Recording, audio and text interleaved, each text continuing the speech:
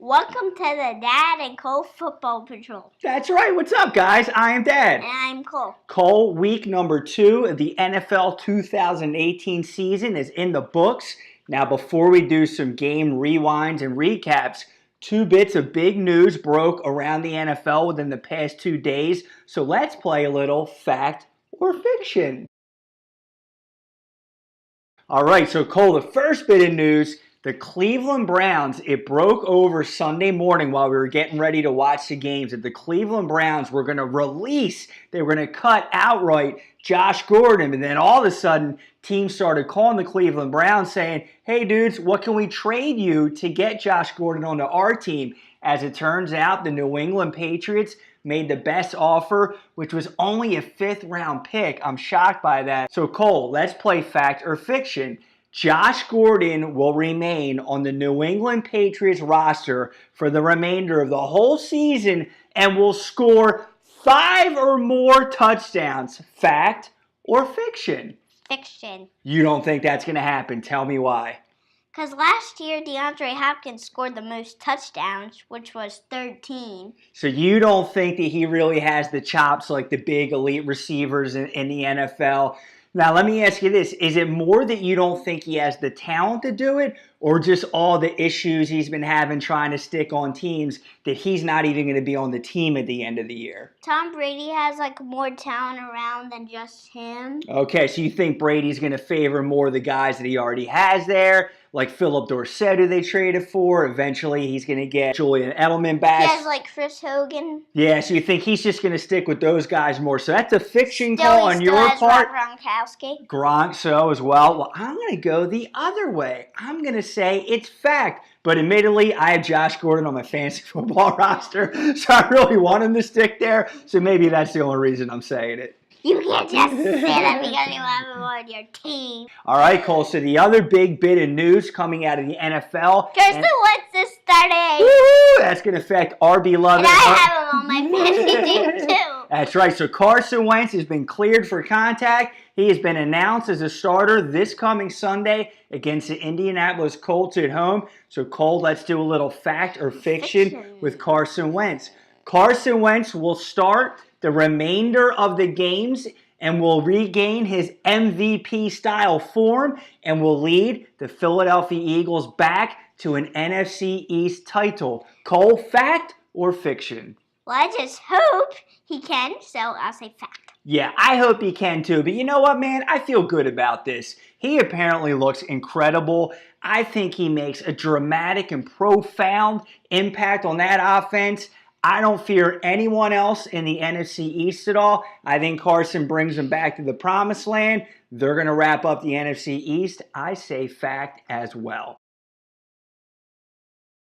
All right, Cole, so let's take a look at some of the games that happened over this past weekend, share our thoughts and analysis. All right, Cole, so let's kick it off out in the West, the NFC West. Yes, who am I talking about? The Rams versus the Cardinals, 34-0. Yeah, so I think we saw in this game kind of the 2 opposite ends of the spectrum in the NFL. We saw the elite tier, which is the St. Louis Rams, and we saw the bottom of the barrel, the Arizona Cardinals. They even showed at one point Josh Rosen, the first-round pick for the Cardinals, yawning on the sideline. He was apparently bored or disinterested, or in fairness to him, a lot of people yawn for a lot of different reasons. But I feel you, Josh. That game was a snoozer. Cole, your thoughts on this? Is there any point in the Cardinals continuing to roll out Sam Bradford for the rest of the season?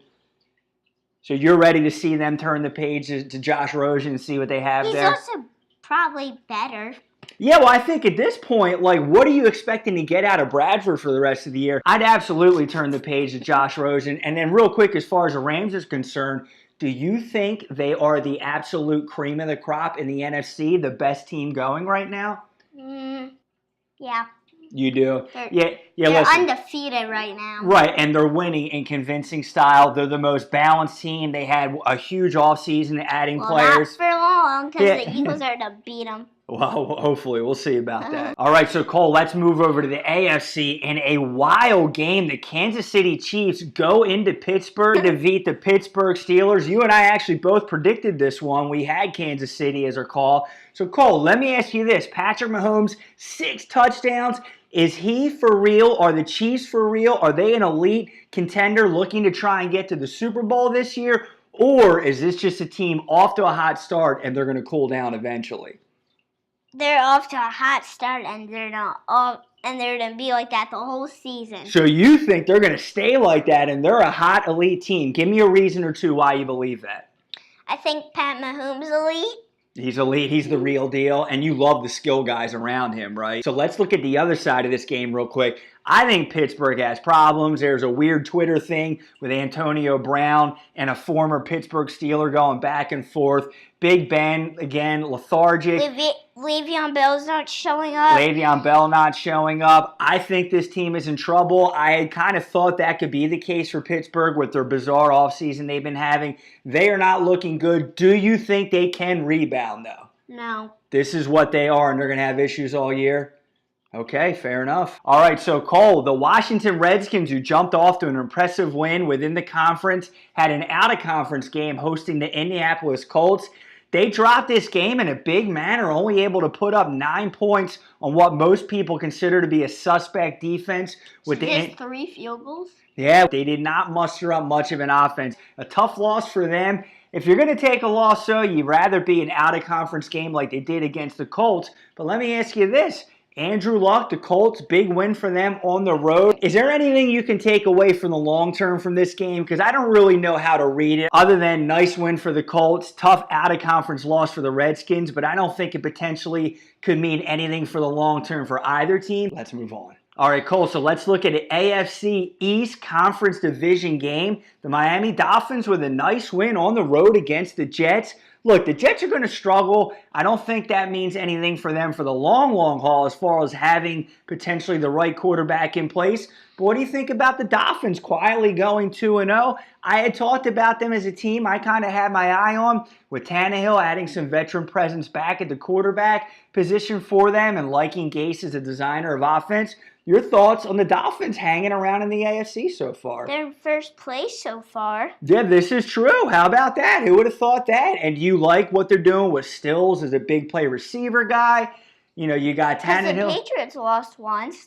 They did. So you're right. Mathematically, Dolphins in a good place right now in the AFC East. All right, Cole. So this game pains me to talk about, but we are here to talk about football across the entire league. Talk about I know. So let me ask you this, Cole.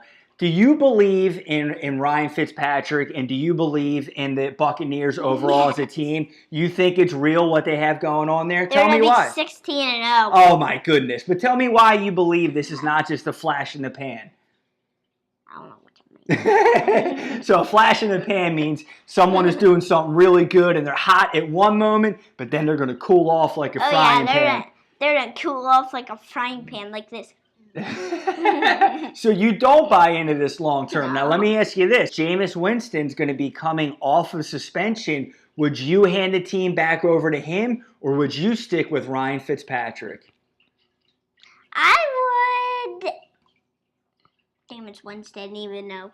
You would. You turn the keys back over to the offense to Winston. That's interesting. I think a lot of people out there, myself included, would keep riding the hot hand with Ryan Fitzpatrick. Of course, you just want him to start because you don't think. And I actually wonder if this is even quietly sort of a referendum on Winston. The way the team has gone out there and just exploded and fought so hard and rallied around Ryan Fitzpatrick. I also wondering if they're giving an even extra bit of effort because they don't just believe in Winston as a leader and a quarterback. That's just my own theory. I don't know. It'll be interesting to see what happens. Cutter is going to have a tough decision on his hands. All right, so Cole, a big NFC East division, and unless your name is Jeff Taylor, I don't know too many other people that are excited about this. Just kidding. There's a lot of Cowboys fans out there, but we know one in particular. So yeah, I'm talking about the Cowboys at home. Big win against the New York Football Giants. So I don't know if this all of a sudden means that the Cowboys have asserted themselves at the top of the NFC East along with the Eagles,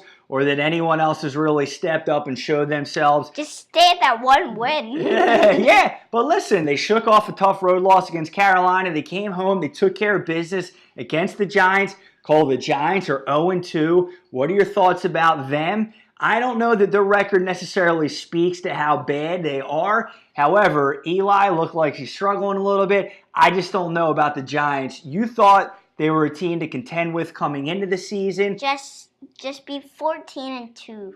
All right, so you're hoping for them to rattle off 14 wins from here on out. That's tough sledding for Eli and the Giants. It'll be interesting to see what happens. All right, Cole, so let's move over to another divisional matchup, but this time out in the AFC West. Denver Broncos off to a 2-0 start. Take care of business at home against the Oakland Raiders. Your thoughts? I don't think either of them are really good teams. Well, that's interesting. So let me ask you this. Because Case Keenum isn't really good at QB as last year. Yeah, I think Keenum, look, the offense moves the ball up and down, but he is good for throwing bad interceptions in key moments. So do you think eventually that's going to be a tough thing for them to overcome? Now, how do you think about Oakland starting out 0-2? Just not enough talent there for Gruden to work with? Or do you think maybe the game's passed John Gruden by a little bit? Your thoughts on Oakland's 0-2 start?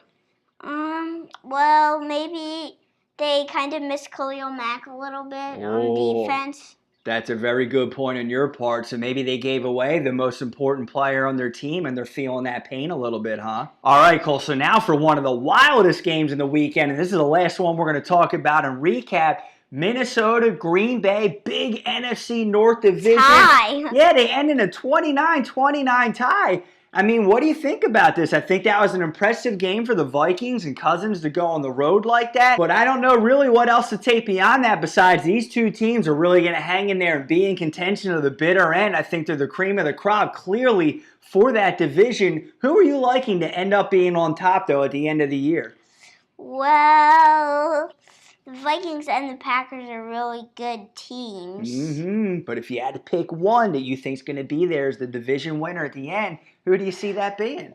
The Vikings. Wow, interesting. Yeah, I would put my money more towards Aaron Rodgers, and anytime I just don't want to bet against him. However, to your point, the Vikings may have the more complete team. All right, guys, we'd love to hear from you out there. What was the most interesting, fascinating, exciting game that you watched this past weekend? So do leave a comment. And also, fact or fiction, do you think Josh Gordon's going to stick around for the whole year and score 5 or more touchdowns?